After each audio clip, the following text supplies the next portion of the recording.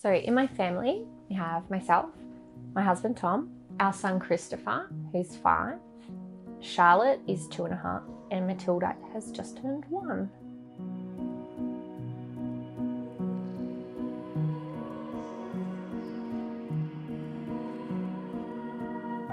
So we first heard about CMV when towards the end of our pregnancy with him. So everything was fine majority of the way through, and then at 26 weeks I was measuring a bit small at a routine midwife appointment. So 28 weeks they found an abnormality in his brain, and when we went in to get those results, basically they said that the damage to his brain was so severe, so they called it neuronal migration disorder. So his brain has never developed properly. But they basically said to us that they don't think he'll be compatible with life. They were confident he wouldn't be. Basically, they gave us no hope.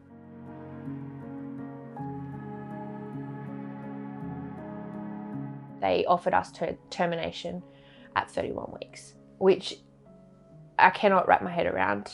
And 31 weeks is a really long time to dream about someone's future and think about how your family is going to be, and to love someone and get excited to meet them. And they took that away before I could even say hello.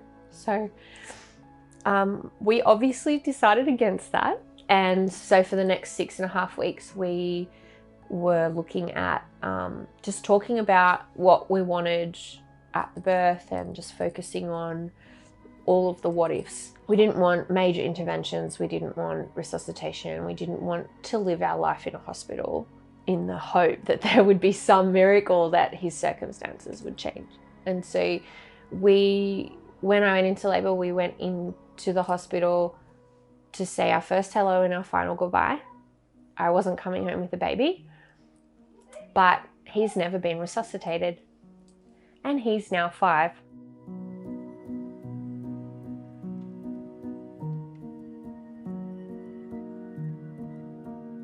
Getting the word out there and educating people is huge, but the other side of it is researching how we can reduce, like aside from washing our hands, like in the background, medically, how can we reduce the effects? How can we prevent contracting the virus? How can we reduce the impact of it? And is it possible to have a vaccination? Like, is that a road that is worth looking into? So there's lots of areas within the whole research world that I think have a lot of value, and there are a lot of questions that need to be answered. And unfortunately, they can't be answered without funding.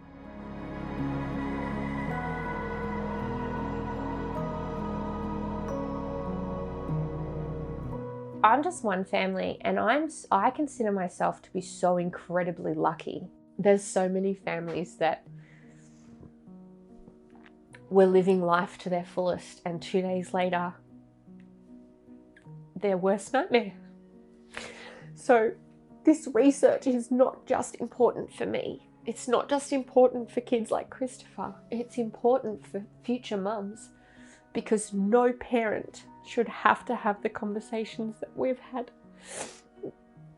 No parent should be thinking about planning a funeral when they're going to birth their baby. It goes against everything that nature intended. So that's why we need to look into it, and we need to research, and we need to make sure that future mums have these answers. It's already changed my world. It's rocked my world. I'm a better person for having him. Everyone who meets him is. He just has this unique ability to make your greyest day shining. It's like the sun just peers through those clouds, and just with one smile or look, he has these eyes that just pierce your soul. Our hope for him is that he leads the best life possible for him, with love around him. That's all we ask. And I think we do it well. I think we do it really well. He's happy. Yeah, and that's all we want. We just want him to lead a high quality of life for him and to be happy and loved, and that's all.